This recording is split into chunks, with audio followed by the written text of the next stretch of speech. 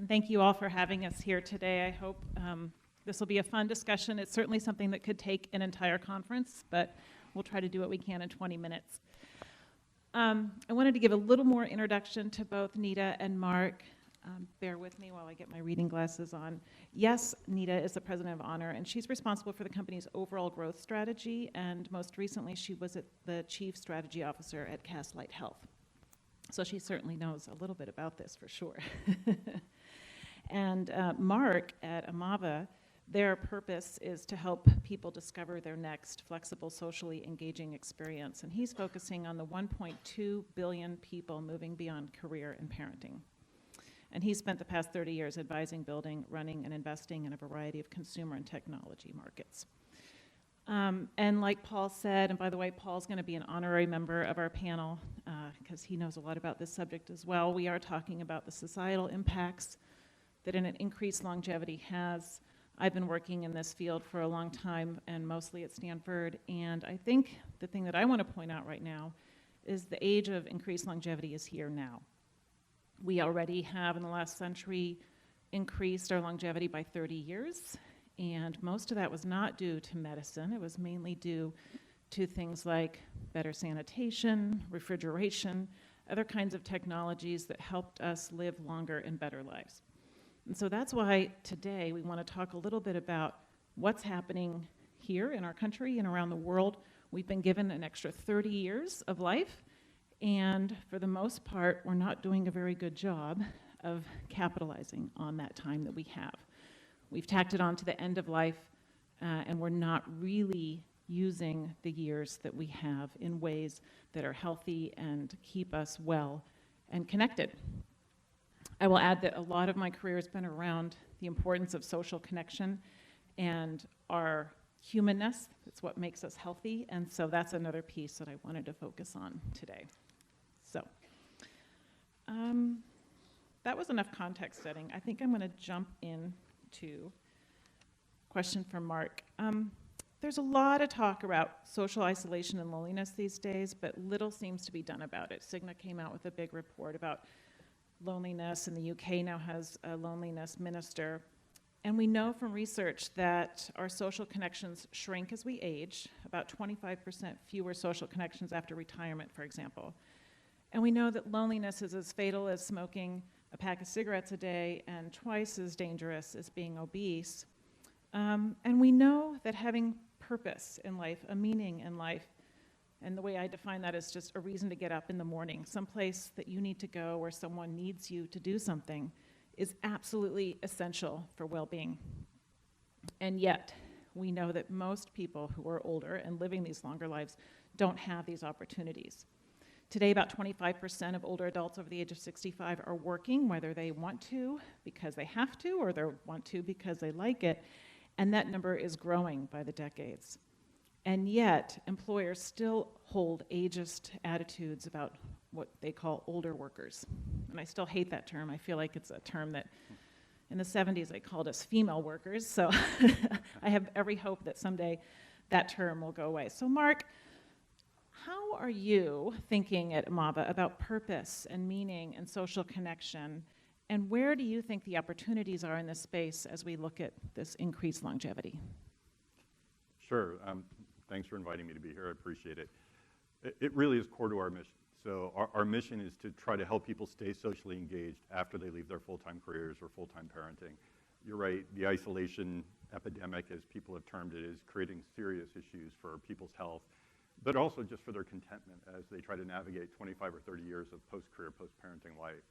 And so we decided to take on this challenge about 3-4 years ago in terms of how do you match this population, growing population of people that really are looking for ways to stay socially engaged with a sense of purpose, with opportunities that are out there in the world and exist. And so we've built a platform that really connects people with socially engaging experiences. And we leverage our platform to work with both individuals, we've grown quite a bit over the last year, with partners that are looking to provide flexible employment opportunities, volunteer gigs, even continuing travel with education and volunteer components to it.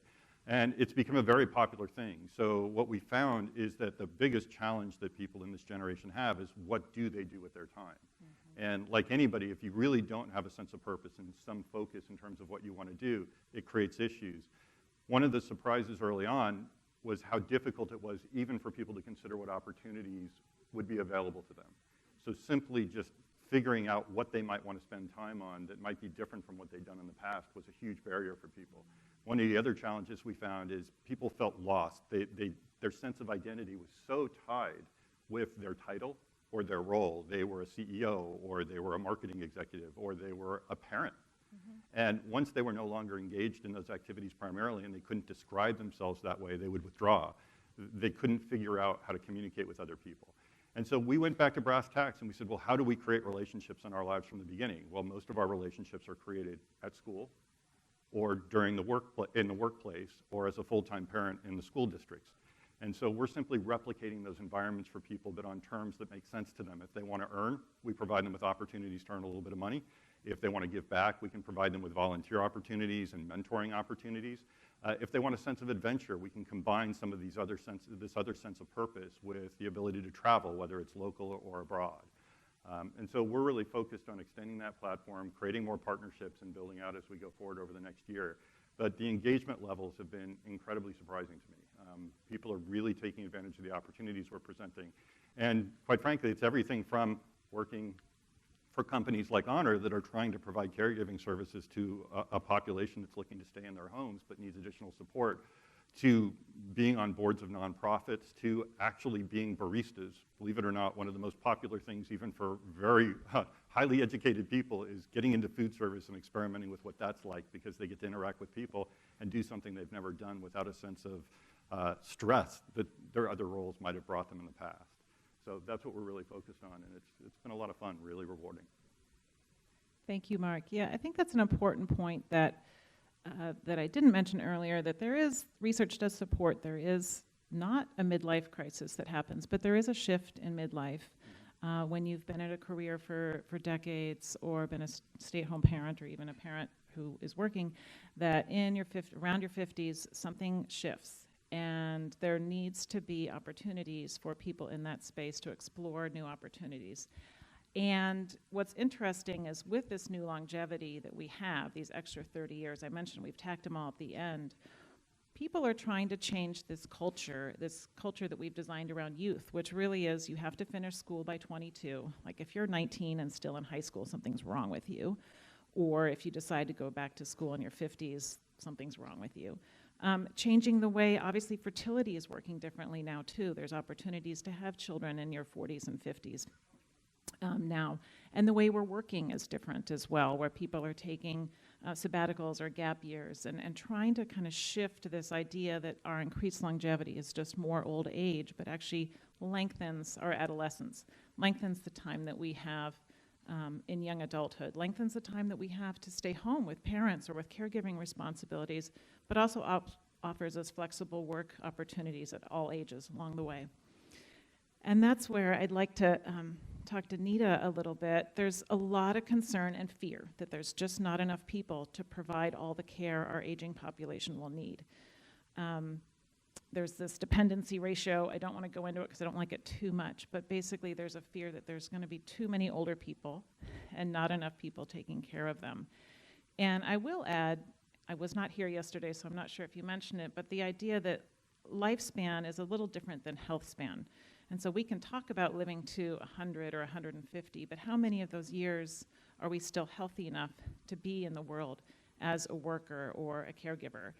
And so what's happening right now is that while we're living, older adults, and I'm including myself in that right now, with chronic disease, so more arthritis, more diabetes, because of medicine, we're able to manage those symptoms and we're still able to function in the world and be completely independent. And so when we look at these dependency ratios, we're also worried at the same time that automation or technology is kind of taking away all our jobs. And Nita, what I think is interesting about what you're doing at Honor, you're tackling both this workforce issue and the home care issues, how to attract and train and retain the very best humans doing very human work, one-on-one caregiving, to match the needs of people who are in their home, want to stay in their home and need it. So my question to you is really, how do you see kind of AI and tech and automation helping in this space, but at the same time, what is the role of the human? Yeah, first, thank you for having me today. And a little bit of context before I kind of directly answer the question, but, just some background on exactly what Amy talked about and the problem that this country is facing and many other countries are facing, but just some quick stats. In the next 15 years, 10, 15 years, the number of people over the age of 65 is going to double in the US. The number of people over the age of 80 is going to triple. Right now, about 2/3 of people over the age of 80 live alone. It's a very scary stat when you think about it. They're living alone at a time when they generally have 2 or 3 conditions, often Alzheimer's, other degenerative conditions, and frankly, 2/3 of them can't take care of themselves at some point in time. And so there's a growing sort of crisis here around who is going to care for this population, because for the most part, many children no longer live with their parents. They don't even live in the same state often. And so you don't have the same social network that used to be around 50 years ago to take care of the elderly. And because of all the scientific advances that you heard about yesterday, this problem is just growing bigger, right? So you have this big growing population. Honor, at its core, is essentially in the business of finding, recruiting, training, and managing caregivers that go into the home to help people with very basic things. How do they get food? How do they take a shower? How do they take their medications? Things that actually become very, very difficult for people as they become, 85 and are living alone in their home, which is where people really want to live. So it's a really big and growing issue that not just the US is dealing with, but is actually even more acute in places like Japan and much of Europe at this point in time. But really every country is starting to deal with this in a very big way. And the role that we kind of see and the approach we take is that it has to start with that human caregiver, right? How do we find these people that can do this work? This is one of those sectors that is not shrinking, right? Most people talk about a lot of jobs that are going away, a lot of U.S. jobs that are no longer here. This is a market where this is 1% of the U.S. workforce today. It'll need to become 2% or 3% of the U.S. workforce in the future. And we actually, frankly, do not have enough workers right now that can do this type of work in the country. And so we are really focused right now on how do we find workers and being creative. So whether we look at retirees, whether we look at immigrants, who can we do to find and then train them to actually provide what is difficult work. If any of you have had a parent or a grandparent that is struggling with late-stage dementia, you would know it is not easy to take care of them. And so it's a very, very big issue and a very personal issue that needs to be tackled. We think of the application of technology as really in service of that, right? In a way to actually tackle this problem in a way that we can scale addressing the issue. It's not that we're going to go put a bunch of technology into the home of these people and expect them to use it and it's going to solve things overnight. It's not going to help someone be able to get out of bed, if we just put someone and all of a sudden have like a robot there. But what we're using technology to do is how do we make each of those caregivers even better in the home? How do we give them the right data? How do we give them instructions on what to do? How do we actually manage their performance really way that can give a child that lives 3 states away the comfort to know that their parent is being cared for well? And it's using technology in that way that hasn't really been applied, frankly, to most of the service sector for the seniors right now. Thank you. I'm looking at Paul, looking at his watch. Are we okay, Paul? He's still talking. Do we have time for one more question, Paul? One more? Awesome. This will be, I guess, to both of you, and it really is around, when we talk about the societal impacts of an increased longevity, it runs the gamut. So you mentioned the financial impact, we talked about workforce impact, we talked about the impact on your family and friends and your community. As we look at the room here of investors and entrepreneurs, can you both maybe talk about where you see some opportunities? And earlier we were talking a little bit about how this is kind of an untapped market for a lot of reasons, but if you could address that, both of you.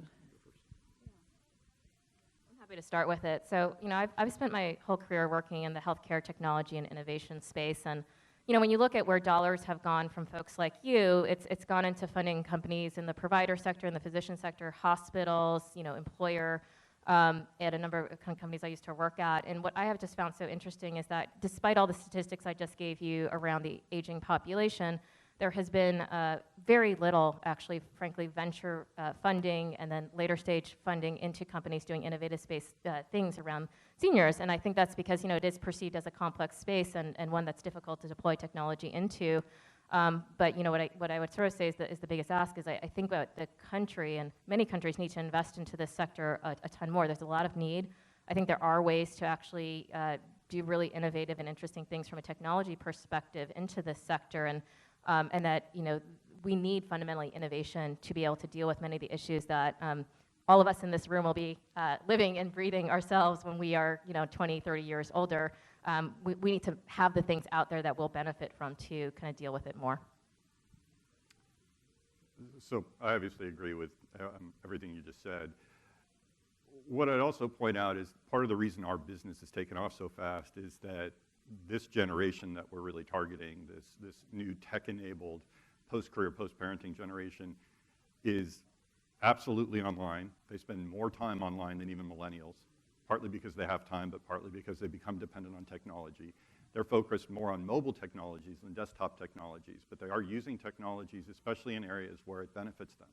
For example, doing research into how do they take care of their parents, and finding opportunities to do that, as well as obviously looking for things to do with their time, looking for products that are stage relevant and important to them. And the reality is there aren't a lot of businesses out there serving this population for a bunch of reasons, but one of the reasons is it's been underinvested in. People tend to invest in things for people that are younger than them, not for things that are for people that are older than them. And what's fascinating to me about this generation that we're focused on, the issue of longevity, is unlike a lot of other areas of investment that I've invested in the consumer space or even in the B2B space, that address a small population or a niche population that has a very important problem to solve, we are all going to experience this. So every single person in this room, I hope, is going to need to come to Amava at some point to look for things to do with the free time that they've earned. Or to make a little bit of extra money so they can maintain their lifestyle for 30 years past their career when they were only anticipating having 20 years past their career. And so I think we all need to keep in mind that this is an opportunity for all of us. It's worth investing in. We're obviously investing our personal time and our personal capital to do this, but I think this is one of the last big growth areas now that we've exhausted some of the obvious things like fintech and insurtech. Thank you so much, Nita. Thank you so much, Mark. It looks like we're out of time, and I appreciate you taking the time to listen. Thank you all.